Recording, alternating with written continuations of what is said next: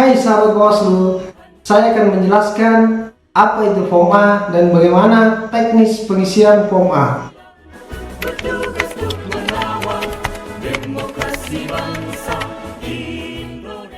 Form A adalah laporan hasil pengawasan yang harus dibuat oleh pengawas pemilu ketika melakukan kegiatan seluruh pengawasan. Dan apabila dalam kegiatan pengawasan tersebut terdapat dugaan pelanggaran, maka Form A itulah yang akan dijadikan dasar temuan.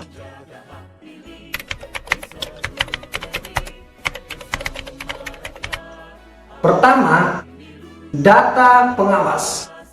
Di poin A ada nama pengawas. Nah, maksudnya diisi nama pengawas pemilu yang melakukan aktivitas pengawasan. Nama di sini bisa lebih dari satu orang. Siapa saja pengawas yang melakukan pengawasan itu ditulis semua namanya.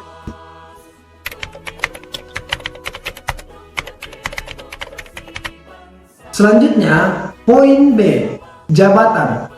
Jabatan di sini diisi sesuai dengan apa jabatan pengawas yang melakukan pengawasan. Kalau dia dari kalangan pimpinan, maka diisi ketua atau anggota Panwascam. Kalau dia pengawas kelurahan atau pengawas desa, maka diisi pengawas kelurahan ataupun pengawas desa. Kalau dia dari jajaran sekretariat, maka diisi koordinator sekretariat atau staf Panwascam.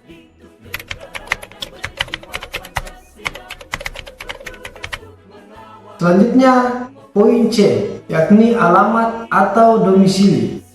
Nah, di poin C ini itu bisa kita isi alamat si pengawas yang melakukan pengawasan atau alamat kantor Panwas kecamatan. Kalau misalkan yang mengawasi hanya satu orang pengawas, cukup diisi dengan alamat si pengawas tersebut. Kalau misalkan pengawas yang melakukan pengawasan lebih dari satu orang, sebaiknya diisi alamat kantor Panwas kecamatan.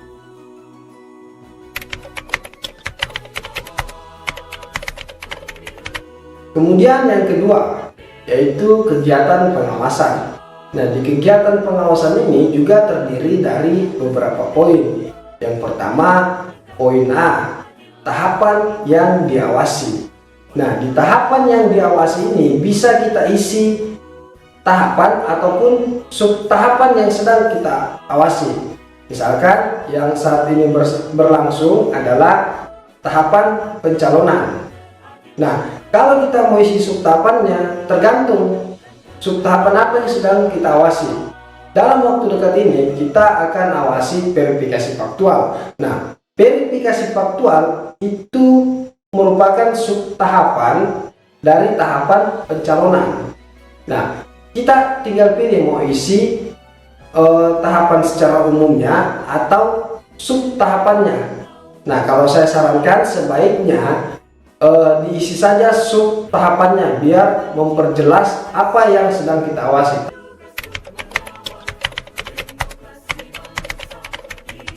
Selanjutnya poin B, bentuk pengawasan. Bentuk pengawasan itu ada dua. Yang pertama langsung, yang kedua tidak langsung. Nah, apa bentuk pengawasan langsung?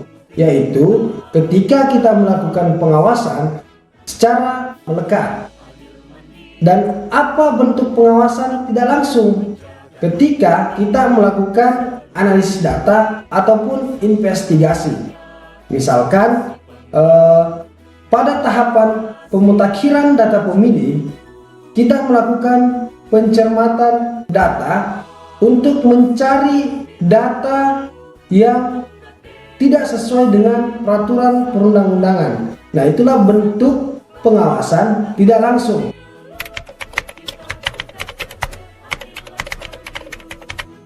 Selanjutnya, poin C, pihak yang diawasi. apa yang kita isi di poin C ini tergantung siapa yang kita awasi, apakah PPK, apakah PPS, ataukah PPDP misalkan, ataukah verifikator, atau calon, bahkan tim sukses. Ini sangat tergantung siapa yang menjadi subjek pengawasan kita. Kalau misalkan di tahapan pemutakhiran data, dalam hal ini coklit, maka yang kita awasi adalah PPDP, ya kan? Atau kalau dalam istilah pemilu Pantarli. Kalau misalkan pada tahapan kampanye, maka yang kita isi atau yang kita awasi adalah calon gubernur ataupun calon bupati, atau bahkan tim sukses serta anggota partai politik, tergantung siapa yang menjadi subjek pengawasan kita.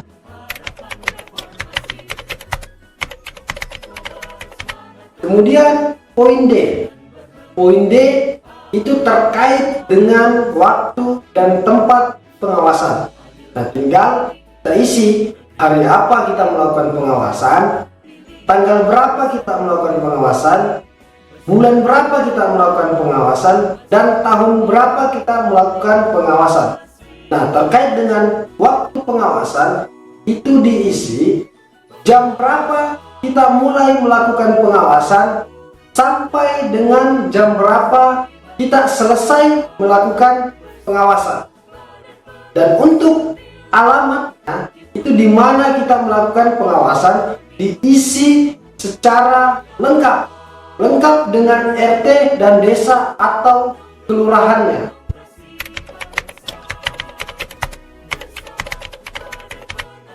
Selanjutnya, yang ketiga, uraian hasil pengawasan.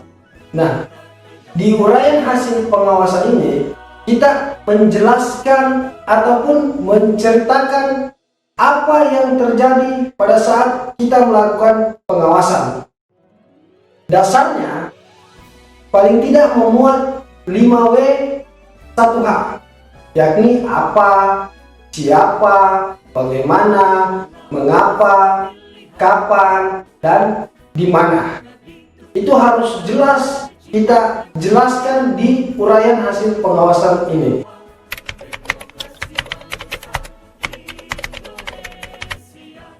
Kemudian yang keempat, dugaan pelanggaran. Nah, di dugaan pelanggaran ini cukup diisi ada atau tidak. Kapan kita isi ada? Ketika ada dugaan pelanggaran. Dan kapan kita isi tidak ada? Ketika tidak ada unsur dugaan pelanggaran. Nah, kalau kita isi tidak ada, di poin selanjutnya kita tidak perlu isi lagi. Biarkan aja seperti format yang telah disiapkan, lalu kemudian kita tanda tangan. Nah, siapa yang tanda tangan di POMA ini? Cukup salah satu pengawas. Kalau misalkan pengawasan dilakukan itu lebih dari satu pengawas. Yang bertanggung tangan di sini yang bertanggung jawab atas pengawasan tersebut. Seperti itu. Kalau misalkan kita isi ada, artinya ada dugaan pelanggaran, maka di poin selanjutnya wajib kita isi. Seperti itu.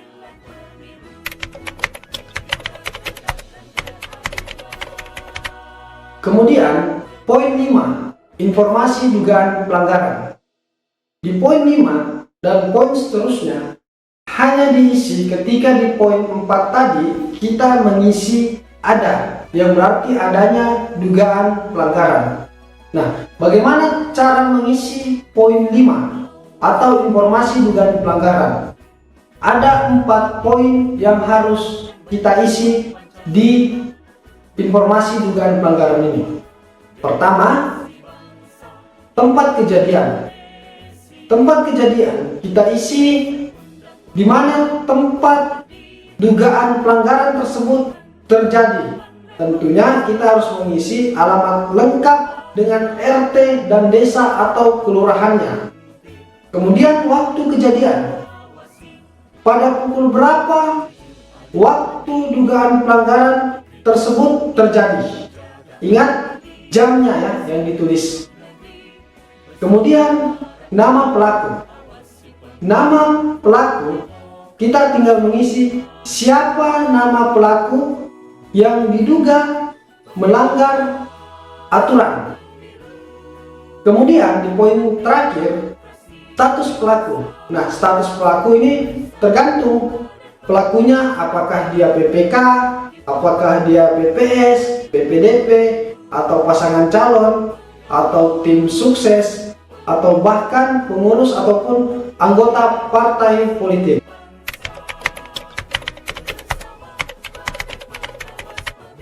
Selanjutnya, poin 6, uraian dugaan pelanggaran. Nah, di poin ini kita harus menjelaskan proses dugaan pelanggaran yang terjadi.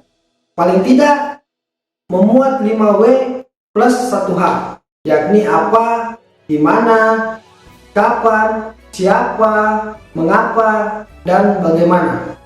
Nah, selain itu, di poin 6 ini kita juga harus menjelaskan atau menyebutkan peraturan dan pasal berapa yang dilanggar. Seperti itu.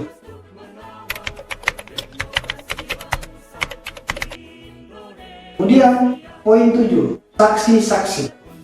Dan di poin ini kita hanya mengisi nama saksi yang menyaksikan peristiwa dugaan pelanggaran tersebut terjadi.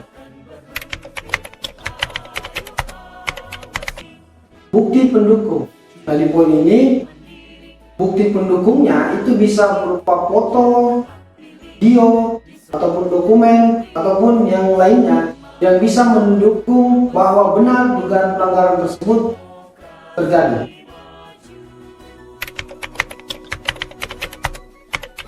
Bagaimana format tanda tangan di POMA ini? Pertama, kita harus menulis tempat dan tanggal, bulan, serta tahun pada saat kita melakukan pengawasan. Nah, untuk tempatnya cukup nama desa atau nama kecamatan saja. Kemudian di bawahnya barulah kita bertanda tangan. Nah, siapa yang bertanda tangan? Kalau misalkan dia melakukan pengawasan hanya sendiri, berarti dia yang harus bertanda tangan. Nah, bagaimana ketika pengawasan dilakukan lebih dari satu orang? Nah, yang bertanda tangan cukup satu, yang bertanggung jawab dalam pengawasan tersebut. Kemudian di bawah tanda tangan itu ditulis nama, kemudian di bawahnya lagi jabatan, seperti contoh yang saya tunjukkan di video ini.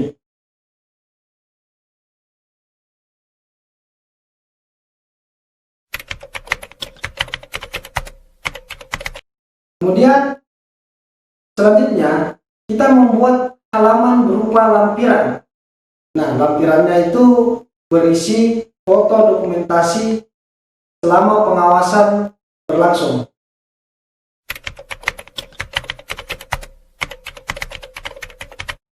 Sekian penjelasan dari saya terkait dengan apa itu Form A dan bagaimana teknis pengisiannya. Terima kasih. Salam awas.